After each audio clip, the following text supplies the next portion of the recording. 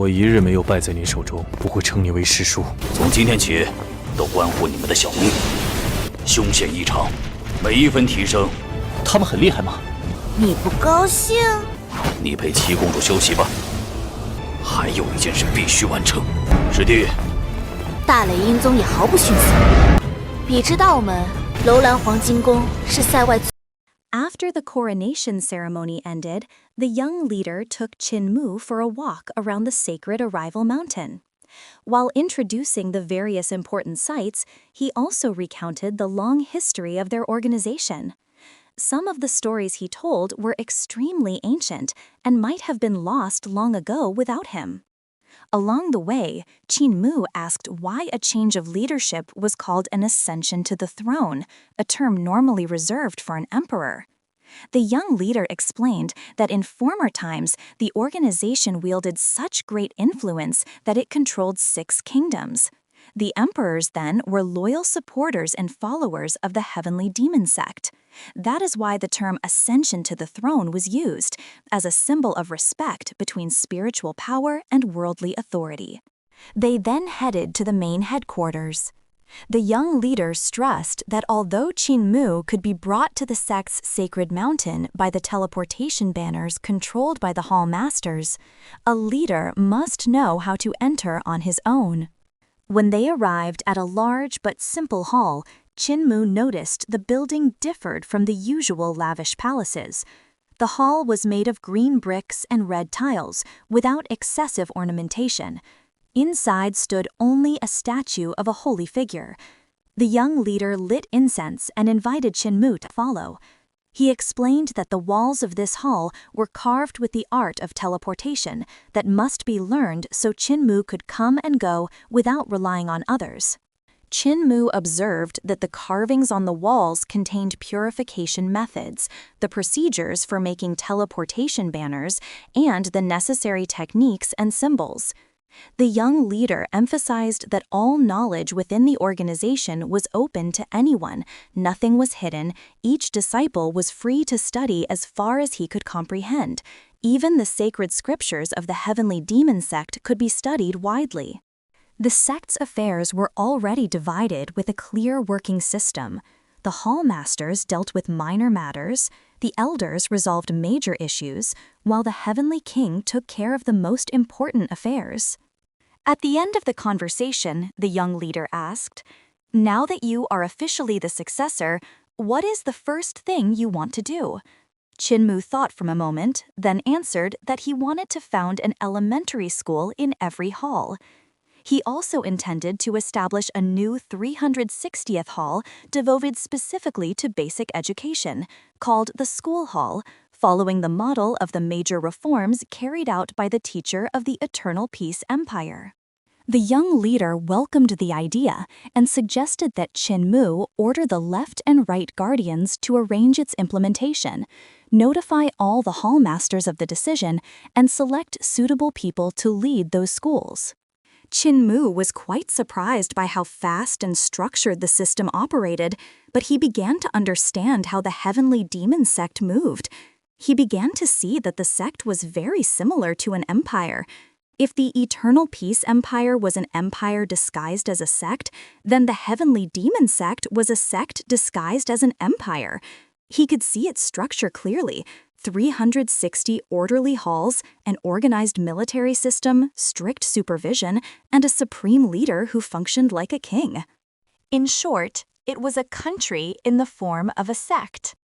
Before they parted, the young leader issued a warning. Qin Mu might tear down scholarly buildings, but there was one thing he must not touch: the sacred buildings on this mountain. That was where valuable history and techniques were kept. Qin Mu blushed and tried to protest that he rarely did such things. The young leader replied jokingly, reminding him that in 8 days at the academy, Qin Mu had already knocked down 2 or 3 structures. They left the hall. Outside, the disciplinary elders were already waiting. The young leader then took his leave, saying this might be their last meeting. "No need to accompany me too far. Parting will come regardless," he said. But Qin Mu insisted. He felt that, although their time together had been brief, he had received many valuable lessons, more than what the elders in his home village had taught. With the young leader, he had learned the meaning of maturity. At the foot of the mountain, the young leader stopped, turned, and gave a salute of respect. Qin Mu returned it with deep feeling. Then the figure leapt down the mountain, followed by the disciplinary elders. Qin Mu continued to bow for a long time before finally looking up at the sky. In his heart, he knew he would never see that figure again. If the disciplinary elders returned one day, perhaps they would bring back only the young leader's ashes. Perhaps his last wish was to become one with this sacred mountain, to be part of the teachings he had upheld all his life. Not long after, the 360 hallmasters left the summit. Their great banners fluttered in the air before vanishing from sight. Qin Mu returned to the cedar tree, where the protective elders greeted him with warm smiles. Nanek Si had already left as well, perhaps having accompanied the young leader. Qin Mu immediately met with the left and right guardians to discuss founding the school halls. 2 middle-aged men received him, one dressed in black, the other in white. They asked what would be taught in the schools. Qin Mu replied firmly, all contents of the sect's main scriptures could be taught. He also planned to build a record floor, a place to store knowledge from various sources. The plan would begin by copying all the scrolls from the existing major academies and even techniques from imperial palaces if there were sect members serving there. The guardians noted every detail and then acted at once. With a single motion, they rolled up their robes and vanished through teleportation. Qin Mu was stunned by the mastery of that teleportation art. He returned to the hall, determined to learn it thoroughly. As the new leader, he had to be able to come and go on his own without burdening anyone else. Meanwhile, far away in the disabled elderly village, the village chief and the jade-faced Poison King were still sitting leisurely, spending their day as usual, as if the world around them remained unchanged, even though Qin Mu's path in life had shifted forever. Their laughter burst out so loudly that it startled the young leader and the disciplinary elder.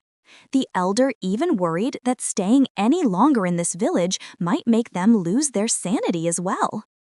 After laughing to their heart's content, the village chief smoothed his hair while the physician straightened his clothes.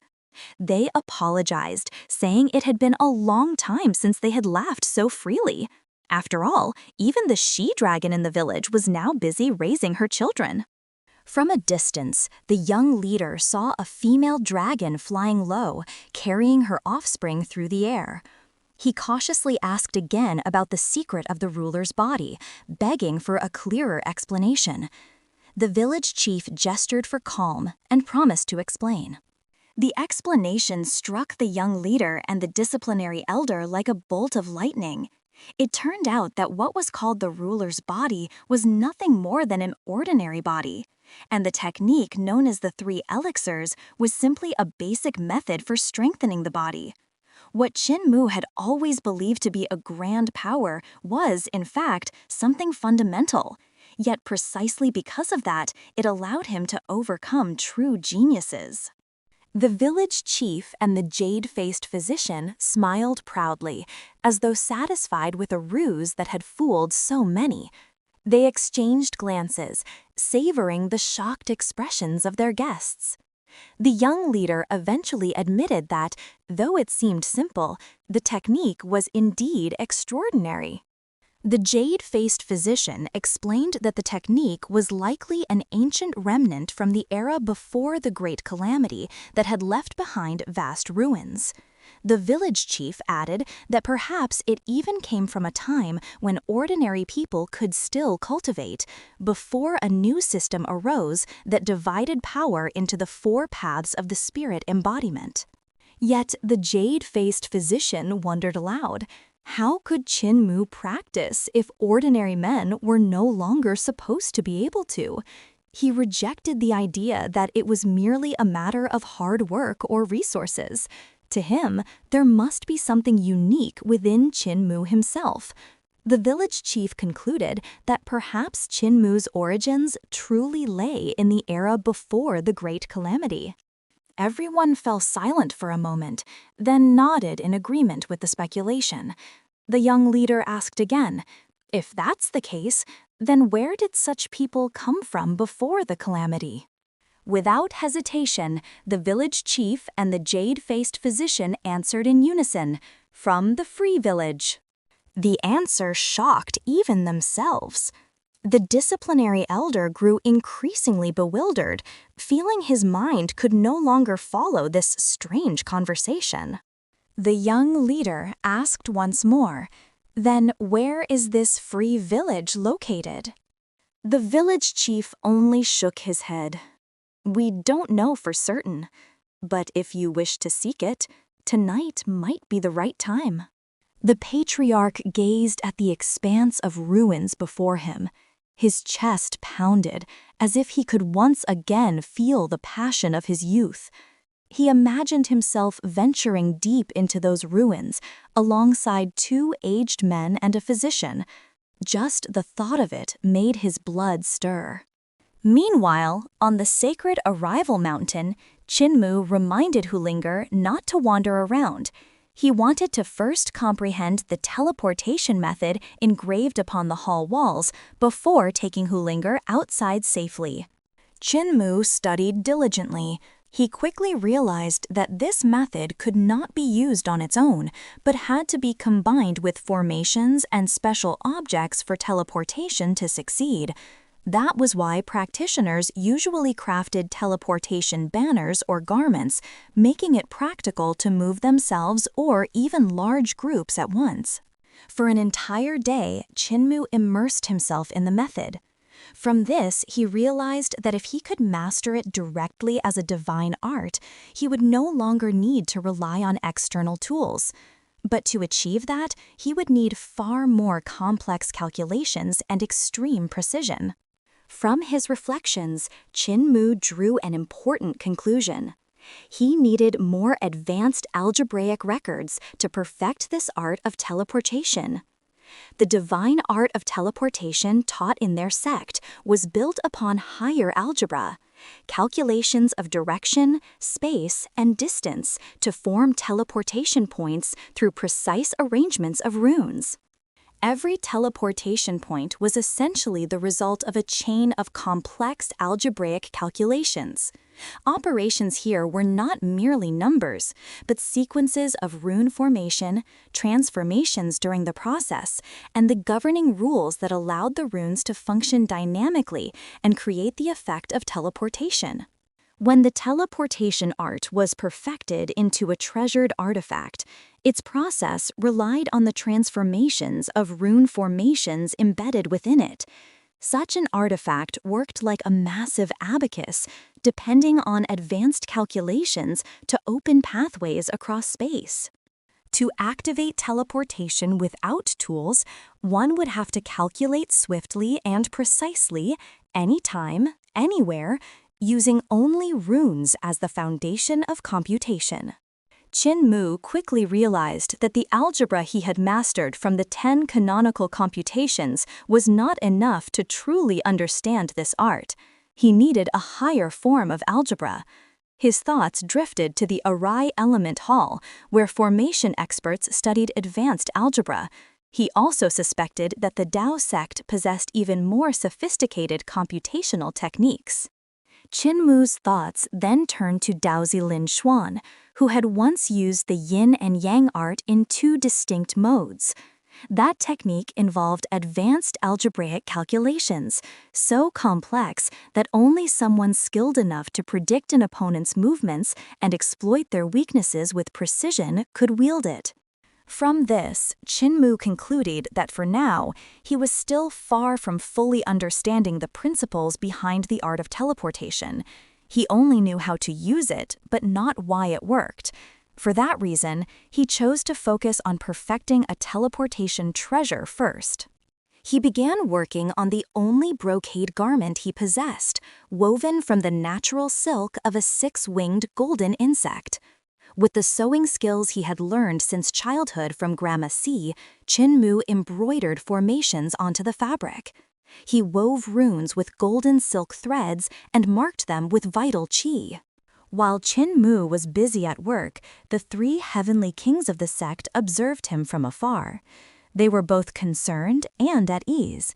In their eyes, Qin Mu would never succeed in perfecting such a teleportation treasure, for the art was far too difficult. Heavenly King Lu stated firmly that the sect's teleportation method was the most complex, so much so that even experts often struggled to master it. Heavenly King Yu added that algebra was an absolute requirement, and the young leader was still far too inexperienced to have reached great achievements in such a field. Heavenly King C agreed with both of them, remarking that failure was actually essential for Qin Mu, for it would teach him humility and the true meaning of learning. In the end, the 3 agreed to let Qin Mu attempt it, and likely fail. It was precisely such setbacks that would temper him into maturity. If Qin Mu failed to comprehend the art and could not perfect his teleportation treasure, he would learn to accept his own limitations. Their plan was to let him struggle until he felt trapped and directionless, and only then would they present him with a teleportation banner so that he would depart with a humbler heart. In truth, the sect leader had deliberately assigned Qin Mu to study teleportation arts to subdue his still untamed nature. During their discussion, Heavenly King Yu brought up Heavenly King Chen, who had not been heard from in a long time. Concern arose. Had he been captured or even killed? Heavenly King C suspected that Chen had become a target for enemies seeking to uncover the sect's secrets and those of its new leader. Still, he was confident that Chen would never reveal anything, even under torture. Even so, Heavenly King Lu remained uneasy. To him, Chen was an exceptionally powerful figure. But Heavenly King C countered that no matter how strong someone was, there would always be another stronger. He reminded them that figures from the imperial court, the Dao sect, or other great sects could prove to be far more formidable opponents. With their sect considered weakened over the last 40 years, it was no wonder they had become a target. Silence fell over them after that. Finally, Heavenly King Yu shifted the subject to Qin Mu's bold decision to establish a new school hall, making it the 360th hall of the sect. To him, this was a sign of remarkable vision and courage, surpassing even the elders of the past.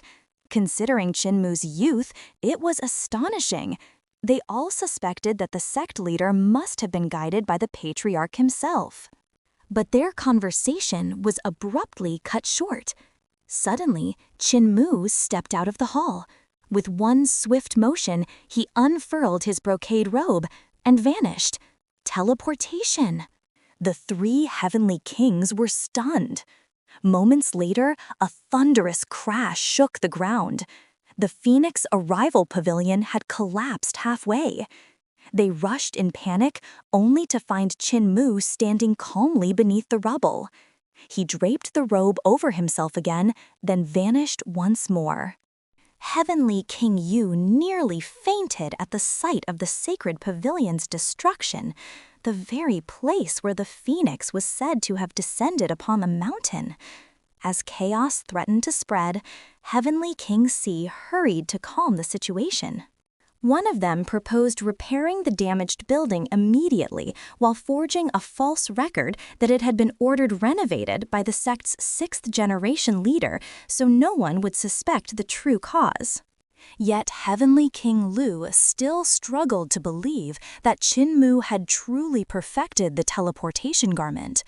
Before their shock had even faded, another deafening crash erupted. The roof of the 3 Kings' Hall collapsed. Qin Mu had landed atop it during teleportation, reducing the structure to ruins. That hall had been built to honor 3 former sect leaders who had perished in a great battle against ancient enemies.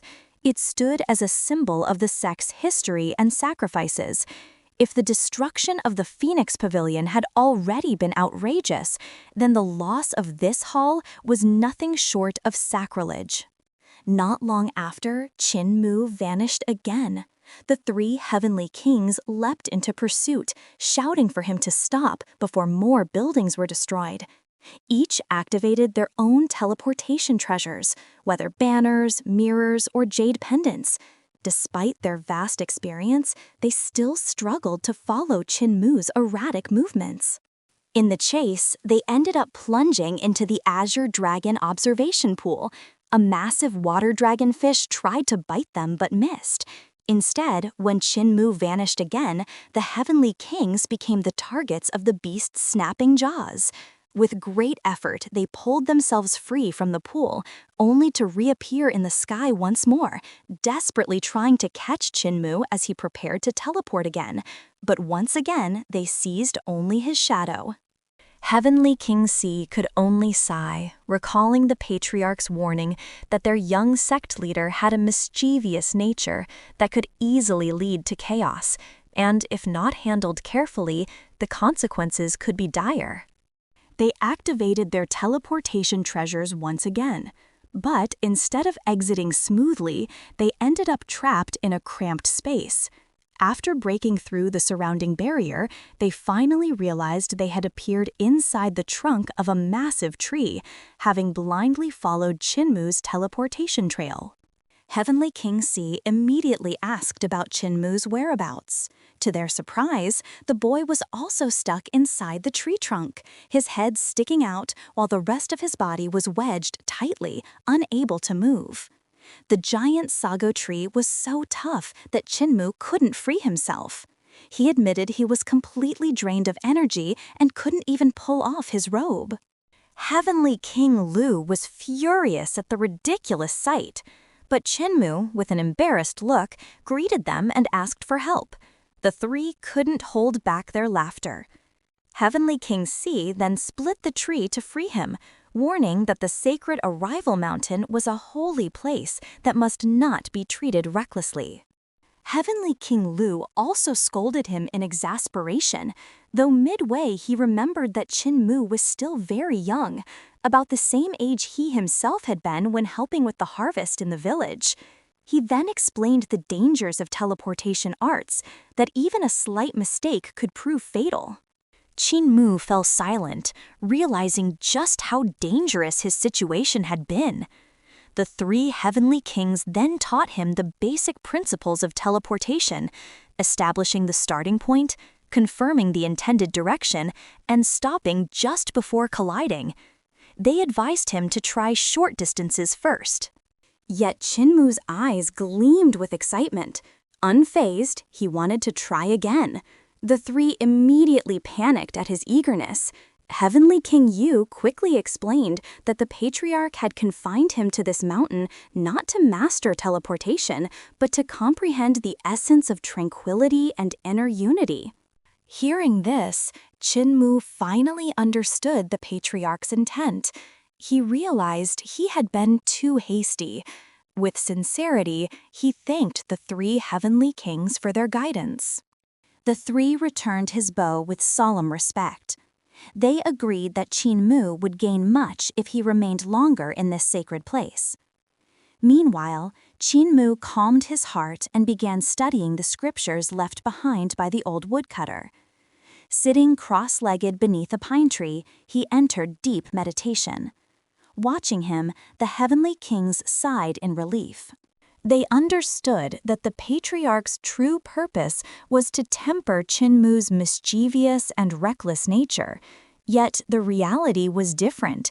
In just 2 days, Qin Mu had already crafted teleportation robes and used them as he pleased. Heavenly King Lu doubted it was possible the patriarch hadn't foreseen this. Instead, he suspected that precisely because the patriarch knew Qin Mu's abilities, the 3 of them had been tasked to guard the boy. In the end, they could only admit the patriarch's plan might not unfold as intended. Unease began to grow. Their young sect leader was simply too clever and energetic. If he grew even more skilled, they might not be able to restrain him. But Heavenly King Yu suddenly laughed. He realized that trying to confine Qinmu would be pointless. Just let him be, he said. We'll simply clean up the mess he leaves behind. The other two finally agreed. They recognized the only option was acceptance. If Qinmu became truly uncontrollable, then he could always return to the Imperial Academy and let others there deal with the headaches. With heavy hearts, they began repairing the buildings destroyed by Qinmu's antics. The Phoenix Pavilion was restored, and the roof of the Three Kings Hall was replaced. 2 days later, they even summoned a calligrapher to forge inscriptions on the pavilion walls, so the damage would arouse no suspicion. Once all was complete, they breathed a collective sigh of relief. Their only hope was that Qinmu might stay in meditation for several months. Yet one of them remained doubtful, convinced Qinmu was far too unpredictable. Meanwhile, elsewhere, Qinmu lounged casually under a tree with Hullinger. Whenever he grew hungry, the little fox faithfully brought him fresh fruit from the mountain. But after 10 days, Qinmu grew bored. The fruits that once tasted sweet now seemed bland. He decided instead to hunt musk deer with Hullinger. With great enthusiasm, Qinmu and Hullinger roasted the deer meat they caught. Once full, Qinmu began exercising with the 3 elixirs of the ruler's body technique to speed his digestion. His movements became faster, sharper, and more powerful. Unconsciously, he slipped into a deep training state. He unleashed 8 lightning strikes, then shifted to practice hammer, blade, and spear techniques, before painting in the air with a brush of vital qi.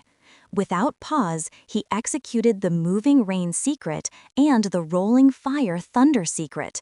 Rain fell like countless blades, while spheres of fire exploded around him. His vital qi surged, shaping a breathtaking scene, a glowing sunset that then transformed into the form of a white tiger. From there, he continued with the 7 creation techniques of various spiritual paths. Every move and martial art from the sacred scriptures of the Great Education flowed endlessly from his body. The voice of the woodcutter's teachings echoed in his mind, sparking new insights to bloom within him. With pure joy, he released every technique he knew, without caring for sequence or perfection, simply following the natural flow of body and intent. His vital qi shifted as needed, merging with his movements, until he gradually grasped the true meaning, walking the path as it is, acting with nature, letting go of old inheritances, and freeing oneself from all constraints. The freer he became, the clearer he perceived the hidden mysteries within the woodcutter's sermons. From afar, the 3 heavenly kings heard the rumbling deep within the forest. They rushed over, only to see the skies filled with light, thunder crashing, and trees toppling one after another. Heavenly King Si instantly sensed the danger. Qinmu was about to strike the sacred tree. They darted forward in panic. When they arrived, they were stunned. Qinmu was executing techniques from every path. The powers of demons, gods, and Buddhist wisdom all coursed through his body. He even summoned the might of the 4 guardian spirits, the white tiger, black tortoise, azure dragon, and vermilion bird, then merged them into a vortex of immense power. At last, Heavenly King Si muttered in awe, "He has done it." Qinmu had reached the core of the unity technique. The sect's scriptures emphasized one primary condition for attaining this level: to unite all techniques, mantras, and arts from the 7 paths of creation into a single whole. Whoever achieved it was said to have reached unity and was deemed worthy to lead the sect. All past leaders had to pass through this stage, for if they failed, the sect would not hesitate to replace them with someone more suitable. History showed that those who attained the unity technique were always extraordinary individuals. Even Li Tianxing, a leader criticized for weakness and succumbing to women, still possessed unmatched ability, implanting a heart demon that no master could ever erase. But this time, the 3 heavenly kings were truly shaken. In just 10 days, Qin Mu had already begun fusing all his techniques. What they did not realize was Qin Mu's greatest secret. His body had no fixed attribute. This allowed his vital qi to adapt to any technique. Combined with the flexibility of the 3 elixirs of the ruler's body, he was able to tread the path of unity far faster than anyone before him. With that foundation, Qin Mu began to build a path of his own. He followed the philosophy of the Great Learning and the guidance carved into ancient stone inscriptions. From there, a natural current emerged, blending basic techniques with martial and divine arts.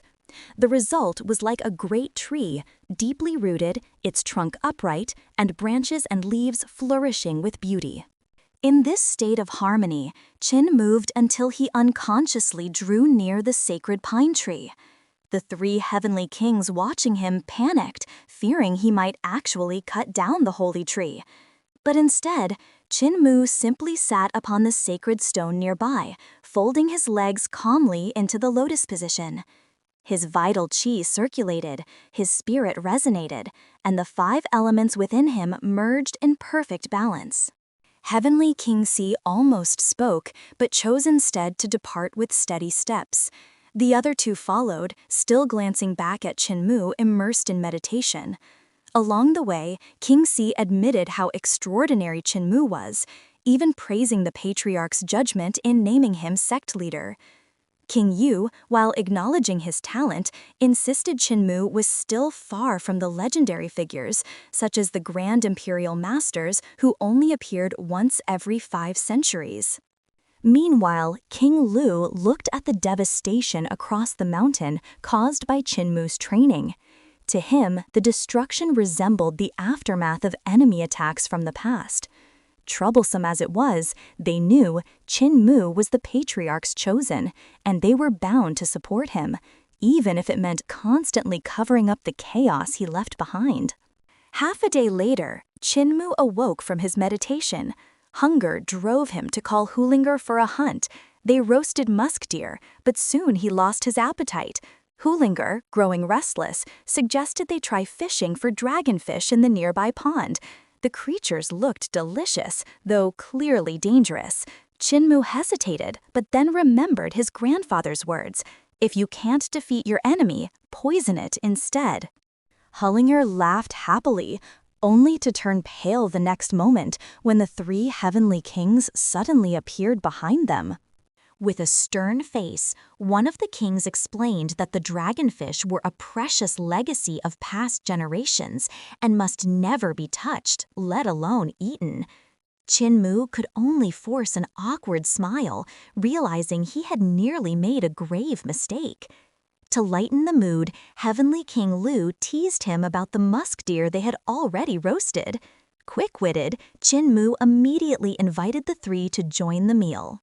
They did not hold back and joined in, enjoying the roasted meat together with Qin Mu and Hulinger. At that moment, Heavenly King Yu joked, "If I hadn't known this deer belonged to the holy woman, I might have eaten it long ago." Qin Mu froze.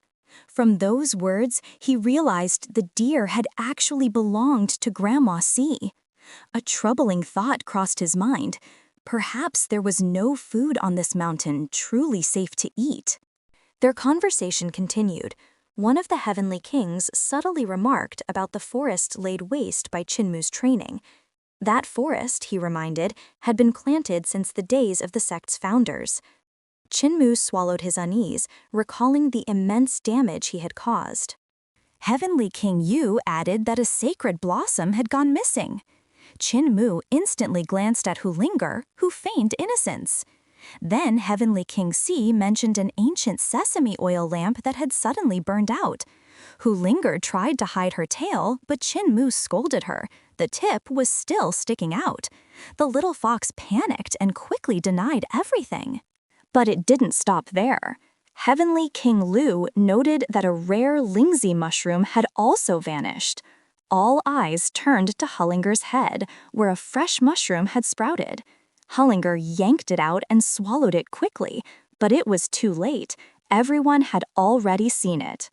Then Heavenly King's son mentioned that the cloud pearl from the pavilion had mysteriously disappeared. Hullinger, in a panic, hugged her pack tightly as though concealing something inside. Sensing the rising tension, Qinmu suddenly stood up. Pretending to remember his duties at the Imperial Academy, he firmly declared that he had to descend the mountain at once. The kings welcomed the news with relief, sending him off with farewells and even urging him to return often. Qinmu refused their offer of escort and hurried away. Along the road, Hullinger innocently remarked, "It seems the kings don't like me." Qinmu could only smile bitterly. He couldn't blame Hullinger. Her antics had indeed caused much trouble. Yet he knew the destruction he himself had wrought was far greater than the little fox's mischief. In his heart, he sighed. Perhaps this was the first time in history that a sect leader was actually resented by his own subordinates.